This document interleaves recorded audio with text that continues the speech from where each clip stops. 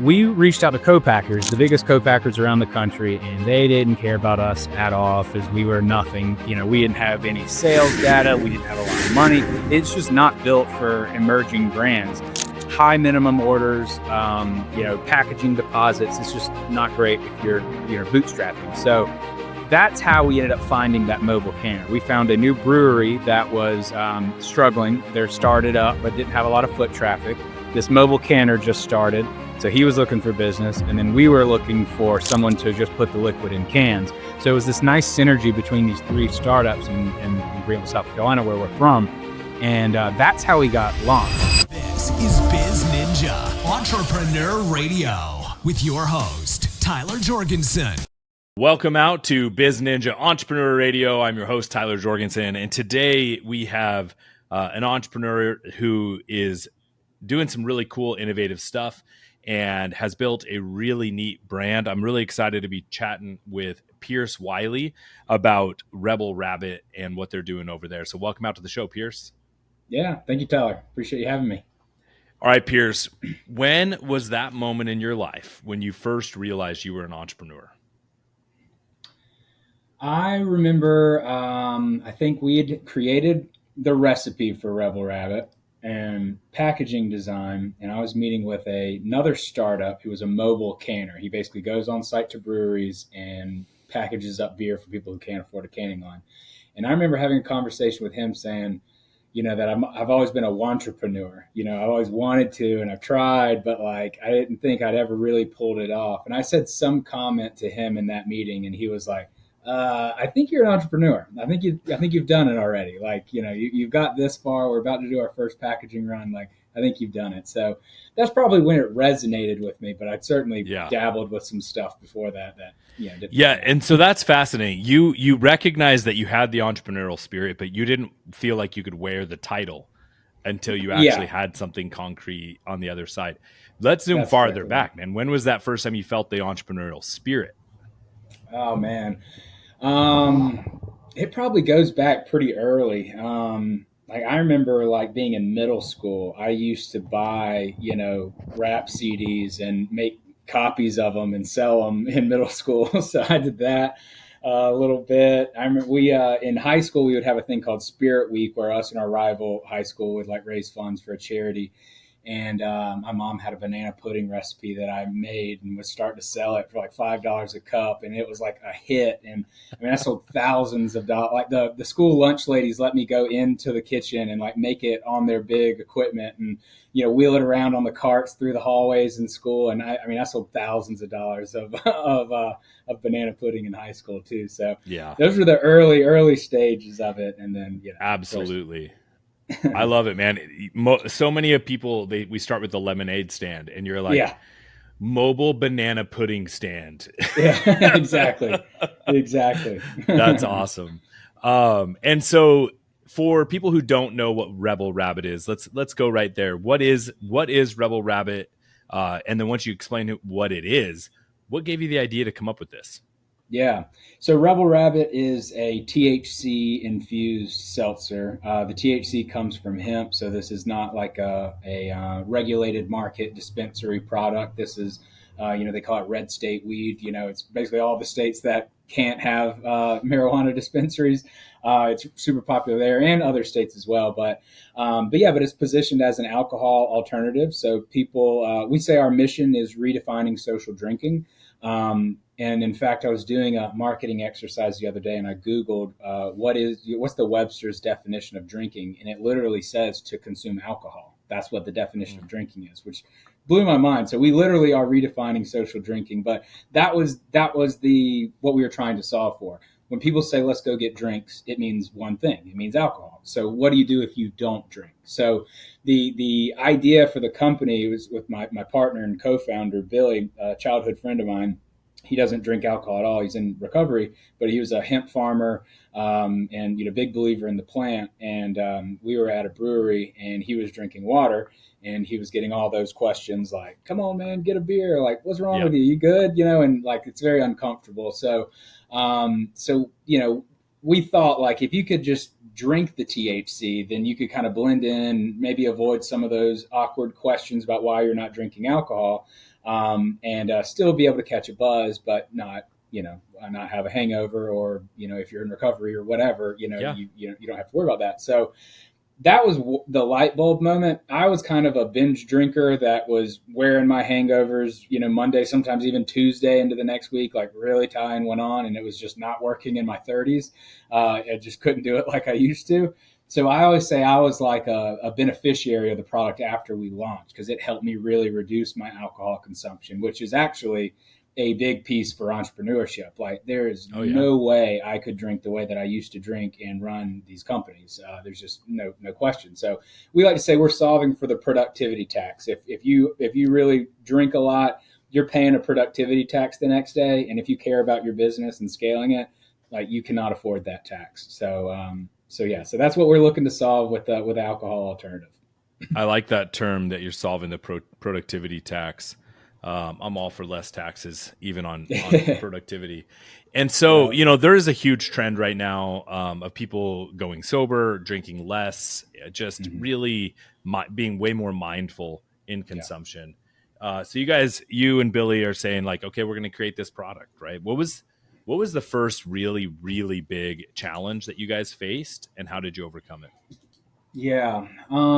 Goodness gracious. I mean, there's so many challenges that have come up. But reaching back to the beginning, we had no idea what we were doing. We had no idea. He knew about the hemp stuff, just being a farmer and everything.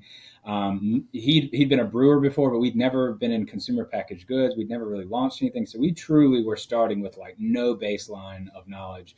But I think, branding and stuff, that kind of felt a little more natural to me. We just played around in the kitchen on the recipe. So I wouldn't say it was branding or formulation. We kind of already knew the brand ID out of the gate. So I would say, it was definitely figuring out how to launch the product. Like, who's going to make it for you? Because actually, this is definitely what it was. So, we got it.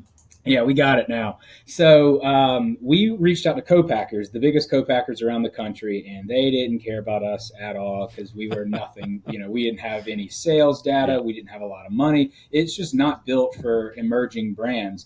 High minimum orders, packaging deposits. It's just not great if you're, bootstrapping. So that's how we ended up finding that mobile canner. We found a new brewery that was struggling. They're started up, but didn't have a lot of foot traffic. This mobile canner just started, so he was looking for business. And then we were looking for someone to just put the liquid in cans. So it was this nice synergy between these three startups in Greenville, South Carolina, where we're from. And that's how we got launched. If we didn't have that, I can't tell you how much more money it would have cost to get our proof of concept, because it's a quantity discount game. If you don't have a lot of volume, then you're going to pay a huge price for small runs. So anyway, all the stuff that we learned there, that was actually what led us to starting our second company, Upstate Beverage Consultants, which is a non-alcoholic co-packer. So that was an opportunity that came to us last June. We were in a position to do it because of the success we were having off Rebel Rabbit, but we knew we wanted to in-house the production and have it under our roof. But then we also knew that we could kind of peel off and do contract manufacturing, and our entire value prop would be exactly the pain points we went through.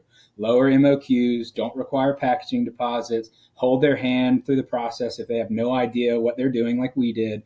And we just took that entire learning experience, and that is the value prop for Upstate Beverage Consultants. So co-packing was the first massive challenge. And it's a big challenge. You guys, without having any experience in consumer packaged goods or in, creating RTD and ready to drinks, like, that's a lot to learn. When you guys got things going and you finally figured out, okay, we got proof of concept, when was the moment you first realized, hey, I think we're onto something? I think Rebel Rabbit's going to have some legs. Yeah. Well, I remember my first big sales order. It was like a $3,000 order. A guy bought like 25 or 30 cases, and we were like, oh my God, are you like, we knew we didn't make it yet, but like, that was like better than selling 1 or 3 cases, so that was a huge deal for us. That probably happened within the first month or two. But But when did we really know that we had something? I just can't tell you how many people didn't just tell us no, they told us hell no. I mean, you can imagine South Carolina, heart of the Bible Belt, like the last state to legalize marijuana, most likely. Like it was a very challenging environment to launch a THC beverage. So I would say it definitely. This might be my personality. I never thought that we had it for a pretty long time. It was just never quite there to me. But we did end up getting an investor probably like 9-10 months after we launched, and he was affiliated with the Budweiser network. So it was like an alcohol distributor. He knows the game.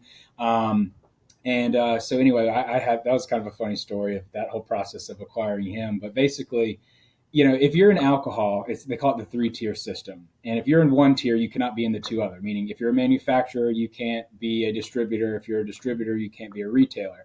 But in non-alc, that's different. So when I first talked to him, he thought that I was pitching him on a hard seltzer. So he probably humored me, let me come in, do the sales pitch with his team and everything. And when I got to the point about this being an alcohol alternative, he stops the meeting and is like, wait a minute, did you say there's no alcohol in this? I was like, yeah, there's no alcohol. That's like the whole point. He was like, all right, everybody get out of the room. So he clears the room and he was like, I want to invest. Because I was there to just pitch them on distributing the product, not an investment. Fascinating. And he was like, I want to invest. And then he tells me the thing about the 3-tier system. Yeah. And so at that point, when his eyes lit up, because he's like the king of beer in South Carolina. So when his eyes lit up, I was like, oh shit, okay, we got something. Yeah. So because he knew with you, he could be a part of all three. He could. Yeah, right. Well, and we didn't know we didn't know the manufacturing was going to be in the equation. That didn't happen for another year or so later. But we have kind of. I guess we don't retail it, but yes, we are now in the distribution and the manufacturing. How did that investor impact the momentum of the business? Yeah. The tough part about that was at this time, Budweiser was not touching this. They didn't care about it. So, I mean, he as an individual invested, but his distributorship was not touching it because it was not a favorable environment in South Carolina for him to even carry the product. He couldn't carry the product. So it was very validating and it was very encouraging. That gave us the shot in the arm financially. We now weren't bootstrapping anymore. We actually had a little working capital. That led us to doing a huge rebrand to the logo that we have here and the packaging design that we have here, which I still think is some of the best in the market. And I think it's a huge piece of why we sell so well. So we were allowed to do that. But it was a very tough hurry up and wait game. And honestly, until about 5 months ago, the Budweiser network finally got in. And now we're just knocking down Budweisers left and right in like 12 states and growing. But it was a very frustrating time.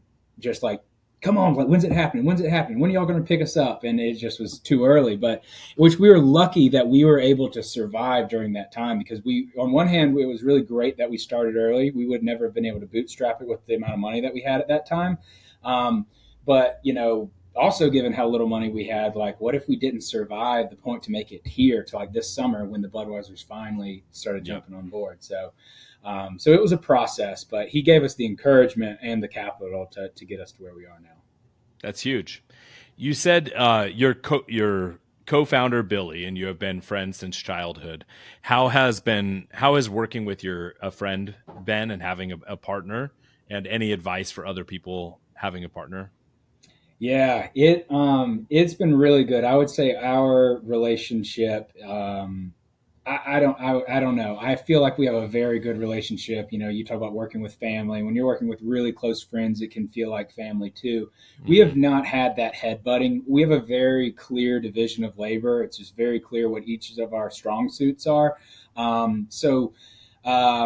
It was awesome in the early days when we were doing everything together. You got someone to high five when you get a big sale, and you got someone to pat you on the back when you're crying, so it got you through that crazy grind. And then when the brewery purchase happened, that's his bread and butter. So then it was like, all right, you kind of got to run Upstate. I'm going to run Rebel. And there's, of course, cross-pollination there. But I would say developing those swim lanes, what is everyone going to do? Like kind of know your sandbox to play in. And then like just the open communication. That's something that was a challenge for us that we had to actively work on together. We recognized that we might not always say exactly what we mean to each other, probably because we're friends. So that was something that we made a concerted effort to be sure that we were being candid with one another. And as soon as we did, things got much, much better in that regard too. Yeah, that's cool. So you guys are growing. You said, I think you mentioned 12 states growing, getting, new distribution opportunities. What's a market or a place that you guys are really gunning for right now?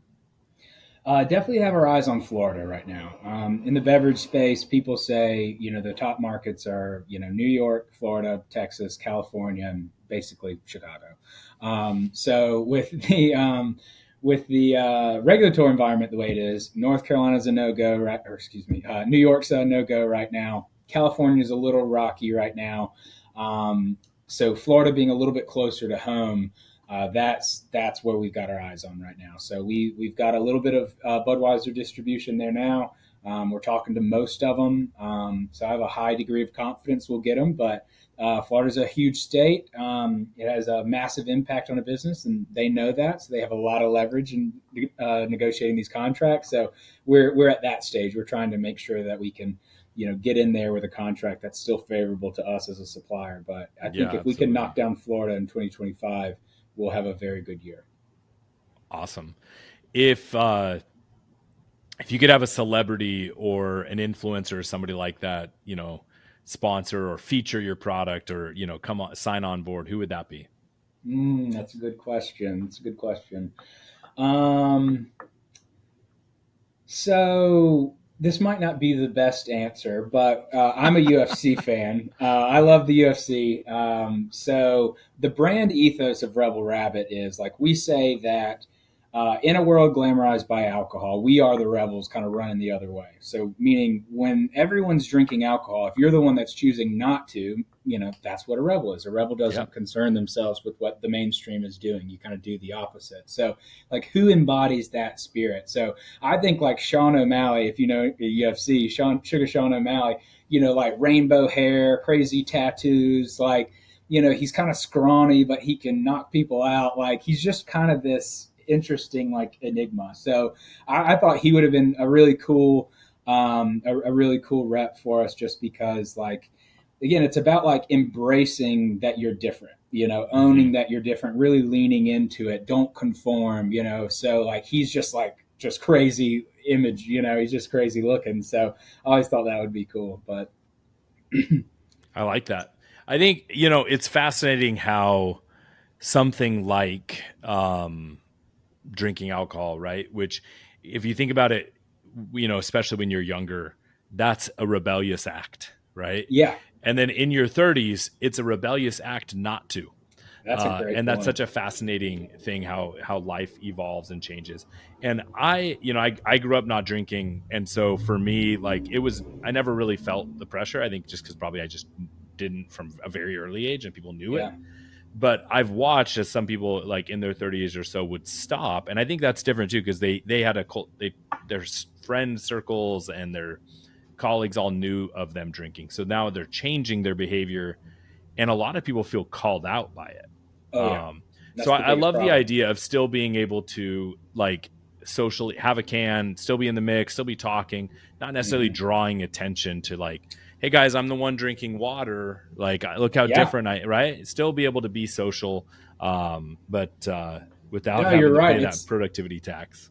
It's like the glass of water is a target on your back. You're drawing attention to it. So our whole thing on the packaging design was like the liquid death concept. Like if you've got cool packaging in your hand, like, you're kind of going to blend in, or maybe it's even a conversation starter, but like it's not going to be the target on your back. So that was absolutely a big piece of the logic when we were creating the packaging design.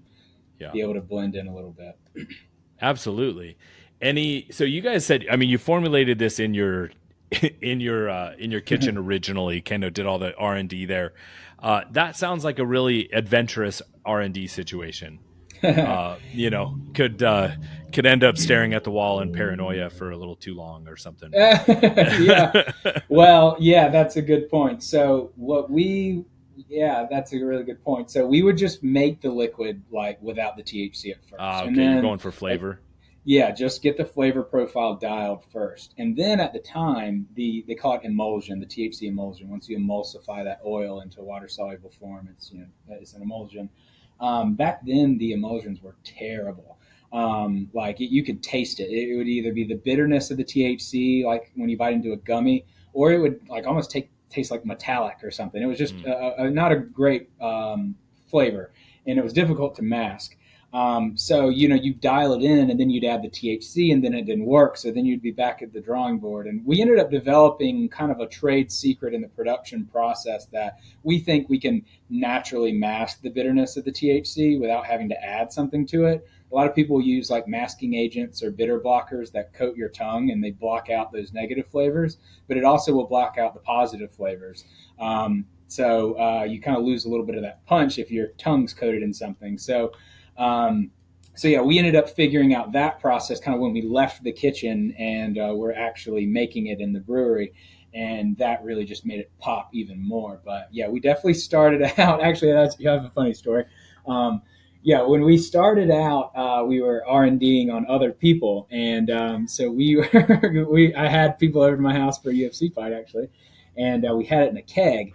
And we were tasting it, and my mom had just tried a can of it, and she was like, it didn't really do anything. Like, I didn't feel anything. And we were like, what?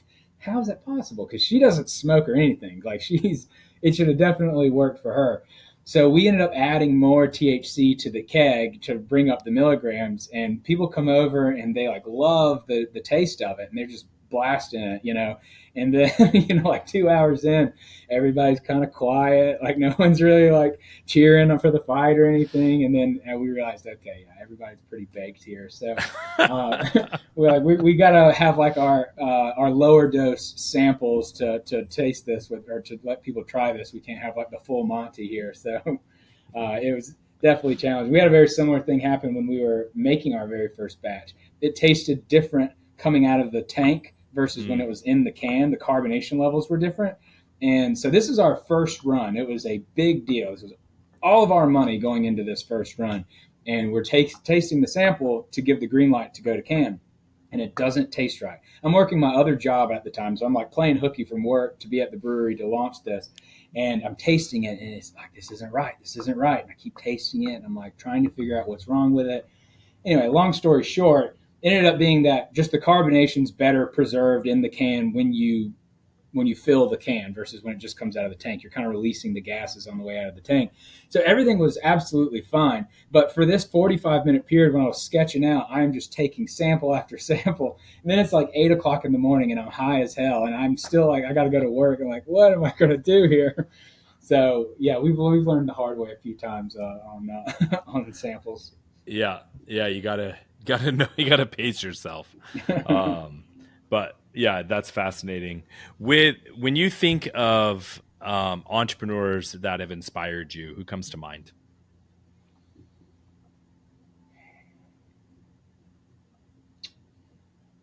Well, I'd say lately Elon Musk, which that might be like an obvious answer, but yeah, I have such an appreciation running the second company, and I have aspirations for a third that's kind of vertically integrated. But just thinking about running multiple companies, like how he's done it with, SpaceX and Tesla and, Twitter, it's like, how do you do that? I mean, these little two companies that I have, like, eat my lunch, like I'm wondering how I could start this third company.